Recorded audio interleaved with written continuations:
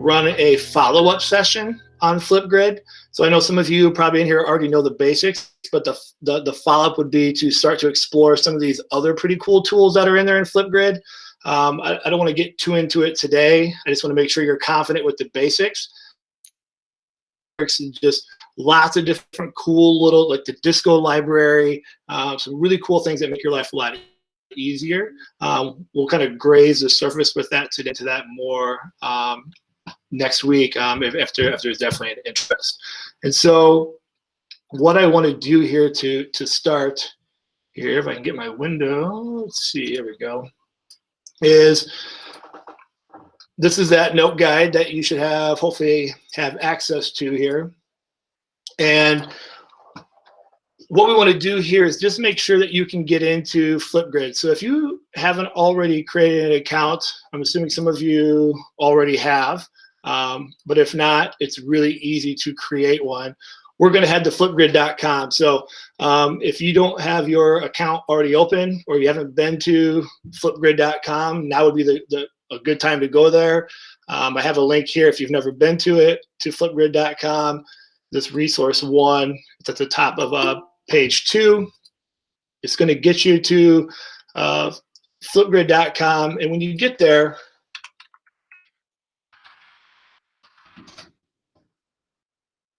it's going to ask you to either log in if you've already been logged in, or to sign up. And if you haven't created an account before, the sign up is really easy. It connects right to your Google account or Microsoft account. I think almost all districts that we work with are Google, so it'll be Google. I'm just going to ask you some basic profile questions. And so while some of you are doing that, I'm really cautious of myself in terms of, if I'm going to share or support a tool, to make sure that it's easy.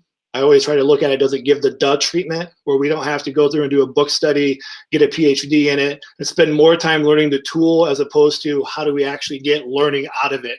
If we're spending more time on a tool and less time on learning integration, it's not a good fit, especially in these times where my wife's an algebra teacher, and I see that she's working 12, 14 hours and still feeling like what she's creating isn't good enough. And I'm just watching that stress, that anxiety, like just she's not able to make that face-to-face the same as online. And so looking at, this is what I love about Flipgrid. It's simple. You'll see an example here of like kindergarten kids can do this on their own without mom and dad having to hold their hand through it all. You can get quality learning, you can give quality feedback, and you can build some relations at the same time. And so if you know how to push a big red green button and know how to push a big red button, you're going to be in good shape with this tool. So this is why I'm promoting it, because I think it can apply to K-12 subject areas and things like that. And so that's what I really like about it. So once you're in, if you haven't hit the sign up button, hopefully by now you are in and you have your account. Go ahead and log in here. You're going to get to your education dashboard. And basically what Flipgrid is just allows you to set video responses back and forth to one another, which doesn't seem all that exciting, but it really becomes powerful in terms of that expression of learning, especially as we're thinking now this asynchronous environment where we're not in a classroom. I don't get to have those interactions. And I think just listening to my wife talk and kind of vent is like, we don't realize how much we actually give feedback on a daily basis until we can't see our kids every day. Like, it's those little small little nuances, you know, the body language, the walking around the room. And so how do we start to replicate that to some capacity? And I think Flipgrid allows us to do that. So when you're in here, this is going to be your educator admin panel. What two big words, if you've never used Flipgrid, that you're going to hear over and over again is grids and topics. So what you're going to be essentially doing is, a grid is, think of it like I always like to use the example of a book. All right, this is like the big thing that I want to do, and your topics are chapters or you know, your units and lessons. So you can organize this however. There's no right or wrong way to do this. So I have seen teachers create grids very specifically, say like for a book study. I've seen teachers create a grid for like each class period, like second period, fourth period. I've seen teachers do it by you know, a unit or a lesson. You can have as many grids as you want. You can get rid of them. And so play around with this, and this is what we're going to do today. But basically what that grid's going to allow you to do is set some parameters in terms of the accessibility to your Flipgrid. This is what you can share out to your students for them to start to then load in their videos, their content, their responses. And so if you want to do this, we're going to do this now. We're going to go and we're just going to create a grid. And we're all going to just create a new one just so you can kind of explore some of this. And maybe you already know this, so just bear with me here for these next 5-10 minutes. But you can see this is my page. And so you can see a couple things here. One, it tells you how much work of interaction is going on all your grids. So every time there's a post or a reply, it charts all that. So you can start to see the interactions. And to me, this is powerful. When kids start to give feedback, you're like, oh my gosh, we've had 8 hours of interaction this week. Like, it's not the same as face-to-face, but at least you feel like at least something's being done. And so I'm not a huge fan of data, but I do like this one to be like, oh my gosh, we actually have 8 hours of kids talking and collaborating. Like, that's a good feeling. I kind of like that one. But we're going to hit this button here called Add a New Grid. And when you go to click this, and if you want to click on your own and follow along, you can. This is where you're going to give your name to the grid. So this is where you would want to call it, second period social studies or whatever it might be. Now, if you're secondary or even elementary and you have more than one teacher using this, I do recommend you put your name on here, just because from a student perspective, they're going to start to get lots of grids from people. It just helps to keep it organized and what grid they're actually responding to. So if I was still teaching, I would call this Mauer, second period social studies. So I would know what that is. You can make it whatever. If you just want to call it test now, you can. It doesn't matter as we go through. And then you're going to see underneath here, once you have your name, whatever you want to call it, however you want to organize it, you've got 3 different types. And so this is really important because I'm looking across here and I see that we've got teachers of all ages and districts and grade levels and things like that. So school email, if you click this one, only people within the domains that you give permissions to can access the grid. And that's probably going to be the majority of you, especially if you're elementary or you don't want people outside your domain. You probably have district policies on that. It's just like many of you, your kids can't send emails outside the district and things like that. So you can give the domains that you want people to have access to. You can add as many of these as you want. So if you're going to do a collaborative project, so I've done projects where I've worked with the school in Spain, I can bring in their domain, but I don't want, some Joe Schmo off the streets to come in and access and see the video. So you can add additional domains. And by domains, I mean, in here, I'll do this one here in just a little bit. It's just your email address. So if you're Bettendorf, you would just, in a minute, you would put bettendorf.k12.ia.us. That's your domain. Or, for me, aea9.k12. Whatever that, after the @ sign of your email, that's your domain. And that's what you would put in. And so whatever it is that your kids use. Now, student ID is one, say you have really young kids who don't have an email, and to try to teach them their email is just not worth your time, or you just want to sample very quickly.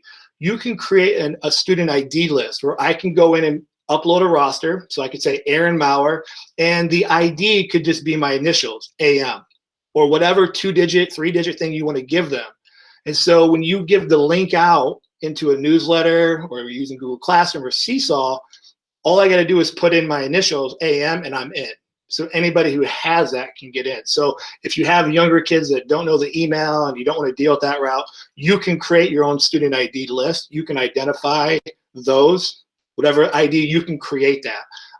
And then that's what you would give the kids or the parents to have access to.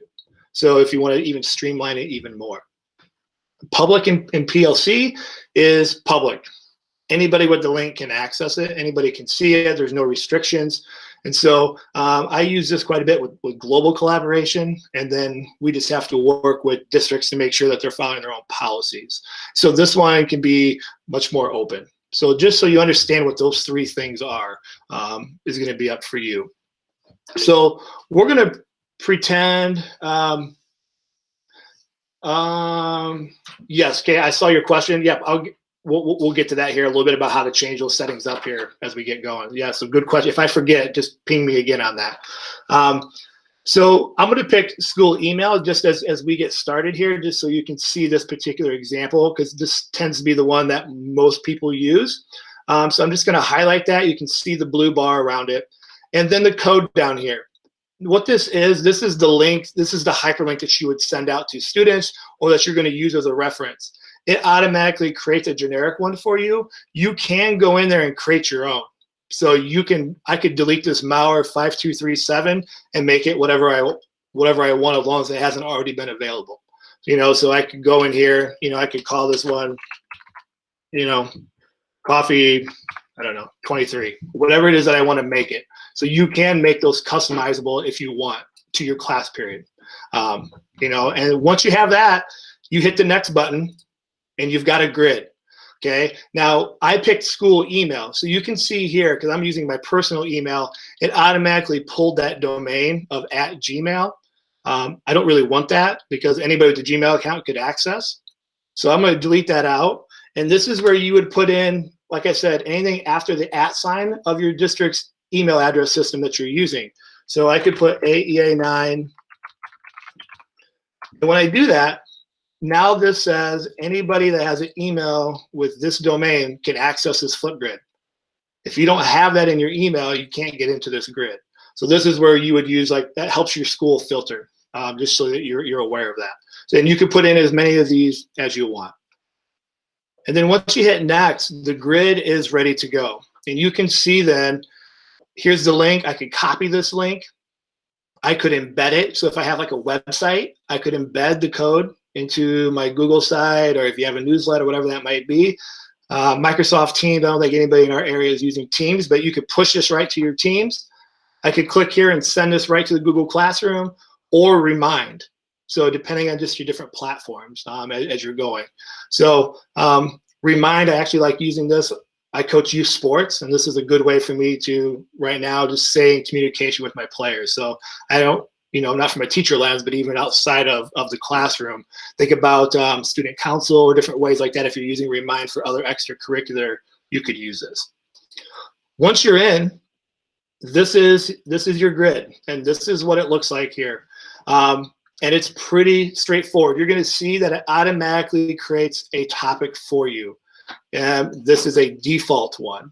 And so this is just a one that every time you create a grid, it's going to be there. And this is one just for people to do introductions. All right. What you're looking at here is this is the banner, this little kind of geometric abstract image. You can change that. You can create your custom ones and put whatever you want in there for that one. This share button is going to then pull up that screen to allow you to share again to any teacher that's using it. The actions, we can do a lot of different things. We'll come back to these now. There's not a whole lot here you need to worry about at this point, but there are some things that we can do. And these are things I'd like to follow up with maybe another week or so. This flip code, this is one of the things that I love. I think it doesn't get enough love for, but I don't know if you're a Google Classroom user, I don't know how many of you are or not. It's a pain in the butt that you can't see student view. You can't see what it is a student sees. This flip code, when you click this, will give you exactly what the kids will see when you give them that link. So anytime you want to see the student perspective, you can click that, boom, you can get a taste of what's coming their way from a student lens. So now that you have your grid, and I know, let's see here, make sure, if there's any other questions or thoughts on grid, go ahead and throw that in the chat here. I'll keep talking, but I'll make sure I reference, and then I'm going to show you how to change some settings here in just a little bit. But once you have your grid, then it comes time to creating your topics. These are the things that you want your kids to respond to. So now this is like the meat and the potatoes of the Flipgrid. The grid is how I'm going to organize. So this is for all my second period social studies students, this grid right here. And what I want to do then is I want to give them a topic. So if I click this add new topic right here, I can make this a question. I could just make it a unit 2, chapter 4, whatever it might be. The name, but I have to have a topic. All right. So I could just make this one. Maybe I'm just going to do a quick check today to see how my kids are doing. How are you feeling this week? Okay. This recording time, I can choose how long I want to give them to record. This is very important. for your sanity. Because if you make this where a kid can talk for 10 minutes, I guarantee all of you right now can visualize that kid that's going to use all 10 minutes every single time, even when it's not needed. So you have to think carefully about how much time you want to give kids. So like my wife right now is doing a formative. And I told her, like, make this 30 seconds. If they can't explain this one little thing in 30 seconds, one, that tells you they already don't know it. And if you make this 5 minutes times 180 kids, you're going to hate Flipgrid before you even gave it a chance. So make sure that you can always go back and change these settings, but this is how long the kids have to give a response. So I always tell teachers, choose wisely for your sanity, because there might be a time where you need a longer response. There might be a time where it's just quick little boom. So you pick that, whatever you want. All right. Then the prompt. And this is anything that you want to tell them. This is basically the description that you want to tell them. Say, happy Monday.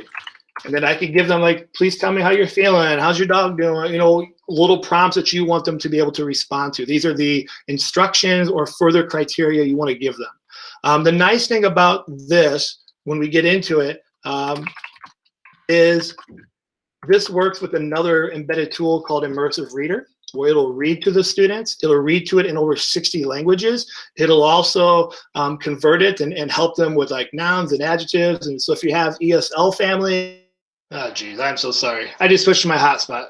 I don't know, my internet keeps cutting out here. I apologize.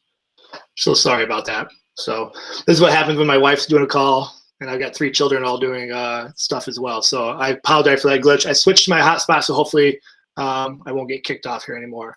So I'm not sure where I left off, where I got cut out, but basically this focus here, these are just options. And I just talked about the eye candy. You want something to kind of gravitate the kids' interest. So the GIF or the emoji tend to be the most widely used, and these here, if you're going to use a GIF, they are school appropriate. You just have to maybe just comb it yourself for age appropriate. And there's nothing bad there, but obviously what I'm going to share with an 8th grader as a GIF is going to be different than a 6-year-old. So if you put those in there, all right, so if I just put in, feeling here, if I see if I can get an image, I can link in here, and that's going to show. And that's what they're going to see when they go to click on it. So now, you can kind of get that to kind of entice them, like, ooh, I wonder what this is. It's the small little things, because we know engagement now, we are at a crucial point where, engagement is really hard to come by. So once we have the title, the recording minute, our prompt, and our focus, we can hit create topic, and it's ready. But what I want to show you. Hey, Aaron. Oh, yeah. You're not sharing your screen anymore. Can you share that again? Yes. Thank you for calling that out. I appreciate it. Okay. So once you have those are the essentials. You hit create topic, and your topic is ready. But what I want to show you, because it's sometimes easy to take a look at, there's an option for more options, and you can start to do a couple other little things into your topic. So as you go in here, this topic tip, these might be things that if, say, you're taking a look at, you want to, maybe you're focusing on the listening and speaking skills. You could put a tip in there like, make sure you're looking at the camera, or speak clearly, or, don't schoolify it too much, but if there's key little things you're looking for in the assignment or in the presentation, you could put that in there in the topic tip. You could also add attachments. So if you've got a Google Doc that has like a checklist of things you're looking for, or maybe there's a sample template, or there's, a rubric or an answer key, you can add attachments to this as well. And so you can load that in there. And then here is the most important option that I think for you to think about as you're doing this with your students. Video moderation is always default to off. So what that means is anytime a kid responds, any other student that has access to that topic can see their response. I mean, the whole point of Flipgrid is collaboration. So if I see Aaron, say Aaron Montgomery is one of my students here in my class, and she gives this response on the current event topic that I'm posting for my class, Kathy can see that, and she can leave a response to Aaron Montgomery like, oh my gosh, I was thinking the same thing, and then I was watching this. And so they can start to have these communication things. And that's where the real value is. It's not perfect classroom discussion, but you have an opportunity for that.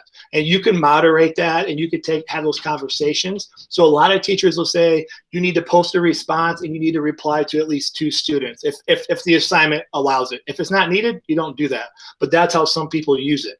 Now, my wife is using this for a common form of assessment for algebra this week. She doesn't want all the answers posted. She wants them for her to see, but not for the other kids to see, at least at this point. So she's going to turn this on. Now, this moderation then means me as a teacher, I can see it, but the kids can't see it until I activate it. So I can see their work, I can respond to their work. It's all still housed in the same thing. It's just not available for other students to see until I push the button, which I'll show you here in a little bit. You could also turn off student-to-student replies. So if you don't want kids to respond to other people's comments, or maybe you've had an issue, or maybe you just have to kind of build some basic skills, I could turn this off right here, and they can't do that. So you know your students, you know what's needed.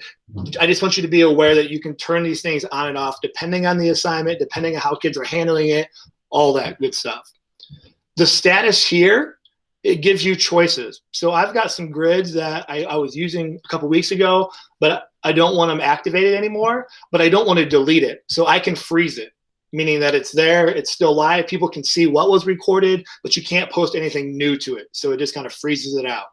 And the hidden will just hide it all together. It's just, you can't see it. You can from a teacher thing, but nobody else can. So a student can't get back into it, those types of things. The other thing that is probably, I don't normally talk about this a lot, but with this remote teaching and learning, I know a lot of districts are requiring teachers to have their stuff ready to go for the next week by Friday, and it all has to get out for equity. So as you're working ahead, I can create these launch and freeze dates. So I can choose, I could go ahead and create a whole entire grid and a whole bunch of topics, but maybe I want a topic to happen on a Monday, the next topic on a Tuesday, and I just want to get it all done. You know, this Wednesday, I've got a little bit of time, I want to get it all done. So I can pick when I want it to go live and when I want it to end. So maybe I only want to know how they're feeling this week. So after this Friday, I don't want kids posting anymore. Then I could go to the freeze, and I can this launch and freeze. I can pick the start and end date of the topic, so I can control that. So this is, I think, really important now that we're doing this remote teaching and learning. Depending on your structures, you can get a lot of this created and have it the way you want. All these other features are just things for you to turn on and off depending on what you need. So if you don't want kids to edit, I don't know why you wouldn't. But if you don't want them to edit their videos, you can turn this off. If you don't want them to attach stuff, you can turn it off. The view count, I think, is good for you to see. This is how my wife kind of keeps track of what content is resonating with kids. The likes is defaulted to off, and I would encourage you to keep that off, because otherwise the posts with your kids become a popularity contest. And you know, one of the blessings is you don't have to deal with that drama now with the remote. So why try to bring that back here through this type of this learning? But if for some reason, maybe you're doing a voting platform or things like that, kids, you can keep track of likes. But this, just so you know, it is an option, but it's always defaulted to off unless you turn it on. And then feedback, which we're not going to get to at this point, but you can control what you want feedback to look like on your side. So once you basically have the basics of the title, the time, your prompt, you hit create topic, and it's going to be live here. And there it is. You get the same kind of situation just as a grid. Your link, you can share it, all that good stuff. And then here's what it looks like. So if I go back to my grid, so here's my second period grid now, you can see that topic sitting right there. So now I have choices. I could share the whole grid. So say I have like 10 prompts. I could share it up here with this share button, or if I want to share just specifically just this prompt, I could go to the share item right here. Other things, say I don't want to say hello on Flipgrid, I can go down here to actions, and I can just delete this topic if I don't want it in there. So I can always get rid of topics as we go. And that's the nuts and bolts of getting it set up from a teacher lens or perspective. You know, and you can have as many of these topics as you want inside a grid. Erin, this is Karen Stern from Muscatine, and I'm very new to Flipgrid. What do the students see if you send out, a message with a Flipgrid for them to create a 20-second or 30-second video? What do they have to have a Flipgrid account of their own to be able to respond to that? No, they don't. So it's all just dependent on how you have it set up. If you want them to have that school email, then they would have to have an email or the student ID. They don't even have to have an email. So no account is required. So you actually kind of led me right into it. So let's take a look at, so here's this topic that I just created with you guys. How are you feeling this week? All right, so remember I told you this flip code is gonna show you the student view.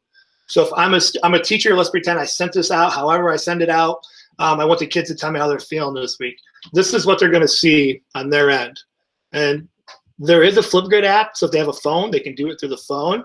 All right, so this case, remember I had a school email requirement in order to access it. So this is why it's gonna ask me for this login. So I'll go ahead and type in my login here.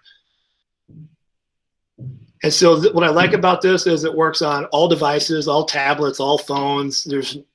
It's pretty straightforward. This is what they're gonna see right here. So you can see the title, how are you feeling this week? You can see that when I posted it, there's my GIF. Here's my content here. This is like the instructions. And this is that immersive reader that I was telling you about. So I could have it read to me, all that good stuff right here. And so this is nice, especially for young kids too, if they have a hard time reading, things like that. Happy Monday. Let me know how are doing this week. And I can change the text and you can play around with this. I mean, immersive reader is pretty impressive, but that little tool is there, which I really love. It really helps families and stuff as well. Oh, shoot, I just X'd out of there, sorry. And then we're just gonna hit a record. And then what I'm gonna do here next is I'm just gonna show you all the recording options. I'm not gonna do all of them. I'm just gonna show you where they're at. And then I'm gonna open this up to questions and play, and you can just play around and just hammer me with questions here for the next half hour. I told you 20 minutes and now I'm a little bit over since I lost connection, so I apologize. But here's what a kid's gonna do. Like I said, if you can find a big red, a big green buttons, you can figure out this big green button right here. The kid hits it and they go. And they literally here will hit this record button and they can just start talking and giving their answer. I hit this here. I don't know if they'll do this while I'm screen sharing. Hopefully it will. You know, hey, Mr. Malcolm, I'm feeling pretty good. Got a haircut today. You know, mom took a little skin off the top, but I think I'll be okay. You know, whatever it is that you want to present. So there it is. Like they do that. They would go to next. You know, they can preview it. Hey, Mr. Malcolm, I'm feeling pretty good. Got what the kids love or hate, depending on the age. Young kids, selfie all day long. Selfies on here. They can take a selfie. This is what like the screenshot's going to be. So there's that nice glamour shot there. And then it's done. Like that's it. They have their name, whatever it is. They submit the video, and I've got it. Now I had it as moderation, so I'd have to approve as a teacher. But that's as simple as it is. So a couple other things with the recording options I think are really important that sometimes get overlooked. This right here for kids, your nervous kids, kids that aren't really good just speaking off the cusp, this sticky note is huge. They can have their whole script typed on here. They can put whatever it is they want to say in this sticky note. So when they're recording, they can look in the camera, they can read off of it. But when it's being recorded, the sticky note is not shown. So it's only for the recorder. But once it's published, that is not shown. So this is a really great thing, especially for you as a teacher. If you're going to do a lesson in here and maybe talk about some, you could have your key talking points. So especially if you're trying to record on a Chromebook where the screen's tiny and it's hard to have several different window panes open, you can have that stuff built in right there. That way, as you're talking, you look like you know what you're talking about, you know, even if you don't. So that right there is there. I think it's a really helpful tool. The other thing, you've got filters. So you can go through all sorts of filters. So if a kid doesn't want their face on there, you can just tell them to go to the pixel. So that way their face isn't there, you know, but you can still know I'm talking and doing whatever. But there's all sorts of filters here. Just if you have this on, kids are going to deal with it, but after a while it's not cool anymore and it does go away. But just be ready for your first couple of videos to see lots of filters. You can add text. Let me get out of this filter here. So I could add text on the screen. So if there's things that I wanted to label or things that I wanted to point out on the screen, I could.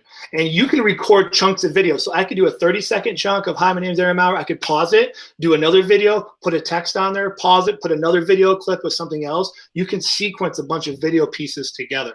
So the text can be pretty important while you're doing this work as well. I could add stickers. And they've just added a bunch of sticker packs. So while some of these maybe don't look educational, they do have some, I'm trying to remember where they are, but they have like arrows and flow charts. So you can actually create diagrams on the screen now. And so there's a whole bunch of new stickers that are in there for you to explore.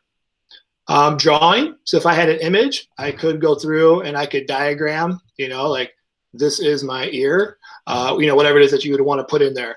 So you could have that as well. The whiteboard and blackboard is really good. So say I don't want my face on there, I could do all my presenting and sharing through a whiteboard or blackboard. Maybe I don't want my face. Maybe I'm trying to do something. So my wife just did a lesson using the whiteboard here to showcase a part of an algebraic expression. And then the last thing is you could upload your own image. So if you have a graphic that you want to put up there yourself and then present. So you've got all these different types of things. So it doesn't just have to be you staring at a screen. So there's other things that you can do with that. Yes, you can move the words anywhere you want. So once I had it out of there, I can slide the words anywhere I want to place them. The other thing that's nice in here too, there's these 3 little dots, and here's where some new features are. This just came out like I think 2 weeks ago. They can now do screen recording. So think about like Screencastify. So if I wanted to demo something on my desktop as a student or a teacher, I can now do that. Which is really nice. You could also record without audio. So maybe I've got my, you know, a baby in the background screaming and crying, but I want to demo something. It doesn't necessarily need a voice narration. I could do it that way, so it's quiet. And you can also upload videos from your desktop. So if you're recording stuff, my wife records a lot of stuff on her phone and then brings it in that way. You can do that. And that's what this upload button here is for as well. So you've got lots of things in terms of how you can create your videos, and you can edit and slide and move them around. And that's, I mean, that's at its basic level, the nuts and bolts of how people, I mean, how you use Flipgrid at its most simplest form.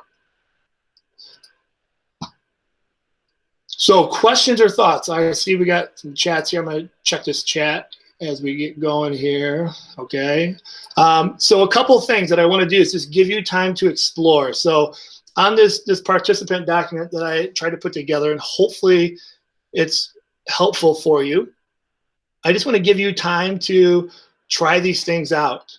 And so what I've done under practice is I have a Flipgrid for this, and each of these links is going to take you to one of those topics, and in there actually is a video clip of kind of what I shared today. So you don't have to watch those now. I just want you to know that if you need to go back and review something, I have made those available in these grids for you to check out. So you're going to have that as an option. So this one here, if you just want to practice just introducing yourself, you can. But like this one here, this recording option one, if you go to this, you'll see that I have embedded my YouTube video into this. So this actually goes over at a slower pace.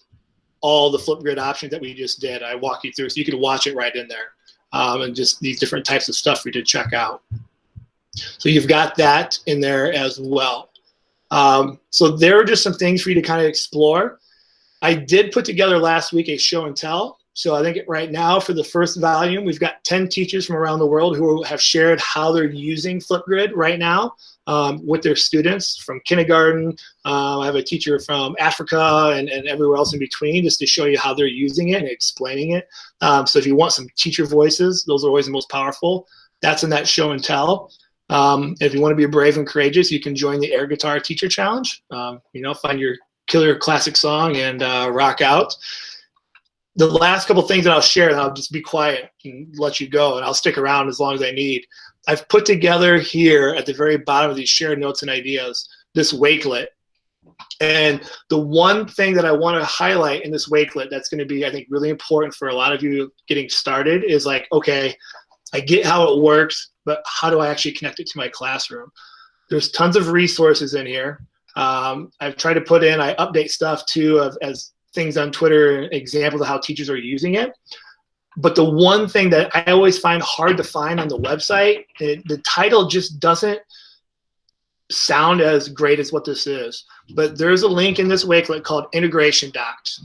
If you haven't seen this, what they have done, Flipgrid is a phenomenal team. The people there are amazing, high energy, super responsive, and they really want to make sure that it works. So in this Integration Docs, they have a ton of ideas by grade level, by subject matter, that are already there for you to kind of take a look at in terms of ones that they've vetted, that they've learned from other teachers that they think are good.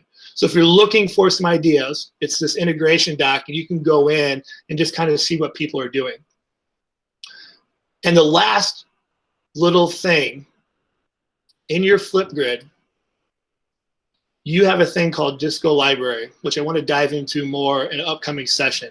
But they are now up to over 16,000 items in this Disco Library. The Disco Library is items and things created by teachers. So you can search in this Disco Library, find what you want, and you'll see that you can just copy it right into your own grid. And then you can edit, clean up the language, make it your own language, but you don't have to reinvent the wheel. People have been using Flipgrid for years. So you can go in here, my internet's really slow, it's not loading, but you can search by topic, things that people are using, click it or right into your grid, and then blast it out with kids. So don't feel like you have to create from scratch. There's a time and place for it, but if you're just getting started, kind of see what people have been using. So again, it's that Wakelet, that integration doc has a lot of good ideas. And then just in your own Flipgrid, at the very top on your teacher panel is that Disco Library, which for me is a little slow right now. So I'm going to zip my lip. You can throw questions in the chat. You can jump on the mic. I just want you to play. If you don't want to play and you've had enough of this bald, ugly guy talking at you, you need to get out. Okay, you have access to all the resources to keep learning. I'm going to stick around. And if other people have good ideas, feel free to share them. I know some of you have been using it, and so we know teacher voice to teacher voice is way better than some AEA guy trying to tell you why a tool's good. So feel free to play, explore. I'm going to sit here on standby, and let's just see if we can find some uses, and hopefully you find some value in all this. So I do want to go back. I know Katie, you had asked earlier, I don't want to forget, about changing the IDs once they are set up, and you should be able to go right into your list. So I'm going to switch this over while people are still just playing and exploring here. But I can go in, so if this is my student list here, these are my students, I can go here to this pencil, and I can edit, and I can change right within there. So you can always go in, and if you're using the student ID and you want to mix that up, you can always go in and change.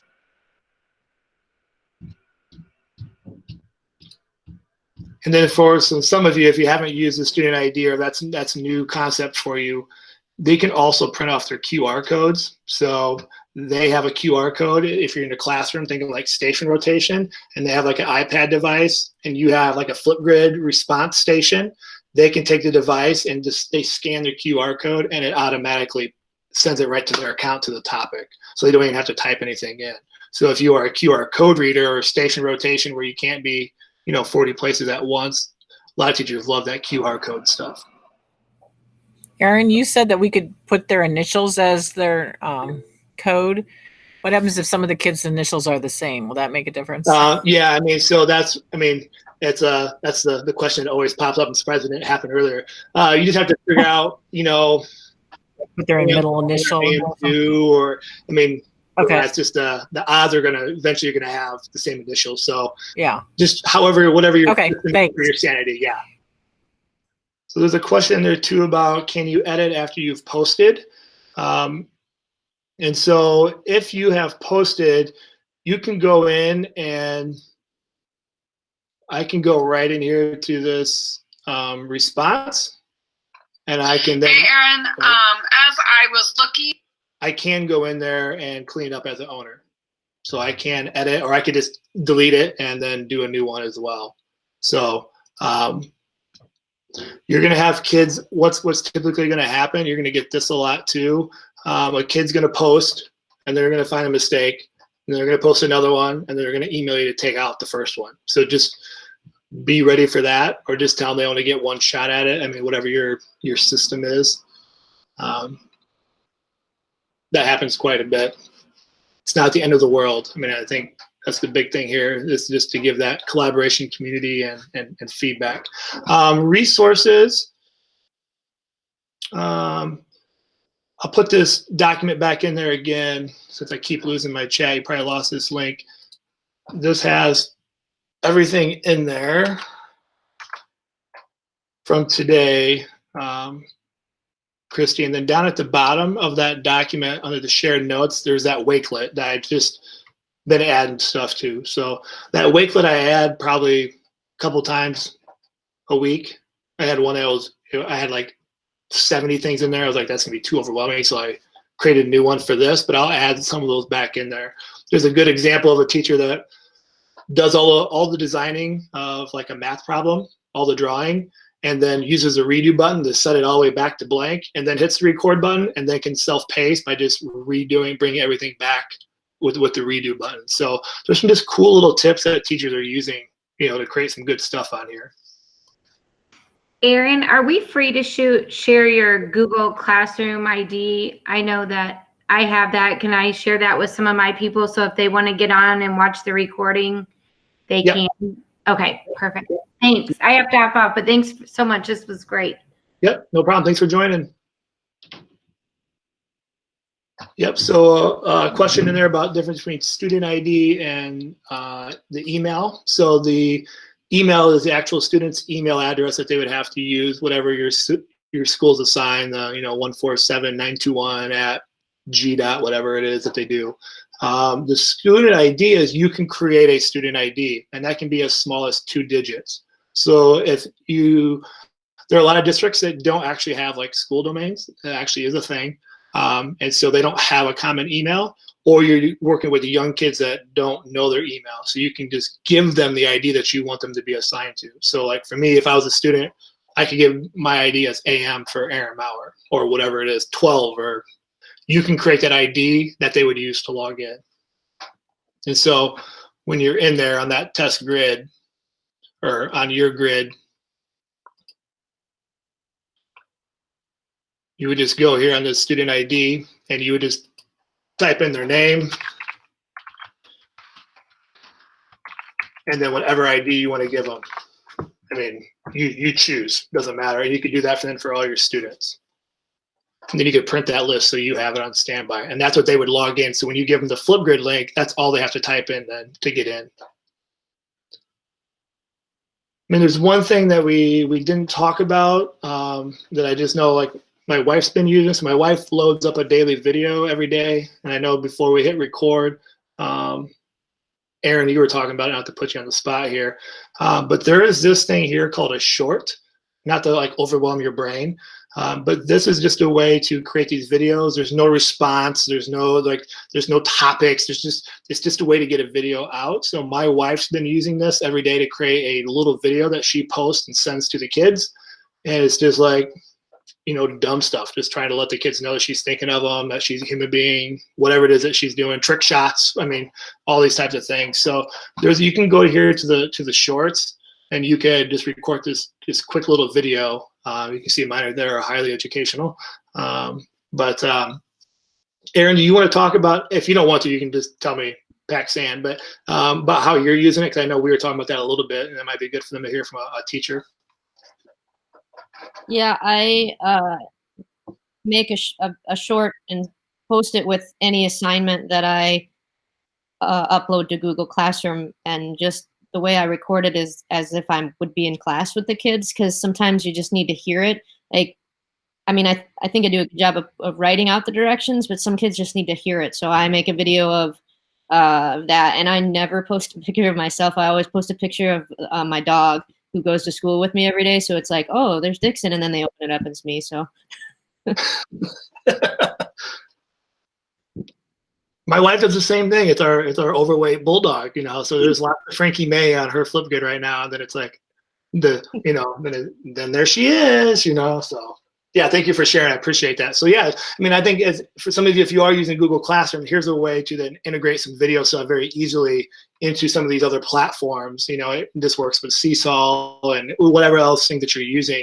It's just another little quick way to get some stuff in there, because just like Aaron talked about, written word is important, but you can't replace tone, and they can't replace just the conversational lens that you bring from a day-to-day teaching perspective. That this can help kind of alleviate some of that. Because the kids can resonate with you that way. So we've got about 5 minutes, and I'll gladly stick on if people have other questions and just need me to walk through things. So a couple things that I'll just share, and then I don't want you to feel like you have to stay just because I'm on here. But at the very bottom of that webinar document, I do have this. If you're interested, you don't have to be. There's no pressure. I do have a Google Classroom. This PD, where each week I'm just sharing tips and ideas and just things. If you are a Google user, most of our districts are, just sharing tips and ideas. And so if you want to be part of that, that link is there. You can join and you can get into there. There's Flipgrid videos are in there as well. People are starting to be a little more lively in there and posting comments and conversations. I know it's just a lot of people are overwhelmed right now, but as teachers ask questions, I'm just creating tutorial videos. So I think we might be up to like 29, I think, as of this morning in there. And so this week we're taking a look at 5 different tools to give feedback to students with audio and voice that integrate right into the things that we're using. So I don't want you to feel like you have to join. I just want you to be aware of it, because I keep getting emails every day going, I didn't even know this thing was a thing. This would have been nice to know about 3 weeks ago when you started. So I just want you to know it's there. As always, you ever have questions, or you want me to jump on a call or do further learning or help you troubleshoot, you have my email on this document. You know how to reach out to me. Always glad to help. And what I will probably do is, I will do a next, like a Flipgrid part 2, beyond the basics, and start to dive into some of these other things, how to create a mixtape, how to do some of these other really neat things in terms of assessment. Or, when we get in here looking at student feedback, there's lots of really neat things that we can do. We can promote kids' posts. We can actually take a kid's response and make it a new topic if they ask a really powerful question. There's just lots of little things that once you get comfortable making videos, then there's that next wave of questions that come. And a lot of those things are built in based on teacher feedback. So I didn't want to overwhelm today. Just getting in and recording a video is sometimes stressful enough, but I'll follow up. And so if you have your name in that document, I'll probably be the only email I'll bombard you with is just letting you know that that's available. It'll be on the AEA stuff and all that stuff too, but just be on the lookout for that. If you want to learn, kind of beyond the basics there with that, then we'll go from there. So other than that, that's the wrap and gist of this. Hopefully you found it helpful. You learned something new or a refresher or some of the resources. You can stay involved with that Flipgrid for all that learning. You can see some teachers have already jumped on there. All that stuff's active, and God bless all your souls. Try to navigate these waters and make sense of it all. I see the stress with my wife, and so you're doing amazing work. Don't beat yourselves up. Nothing replaces the face-to-face. I think that's what a lot of people are trying to do. So realizing it's not the same, and give yourself some permission there to not have it be at that level, even though we all want it to be in our heart. So keep up the good work, and let me know however I can help you. And thanks for joining the call today.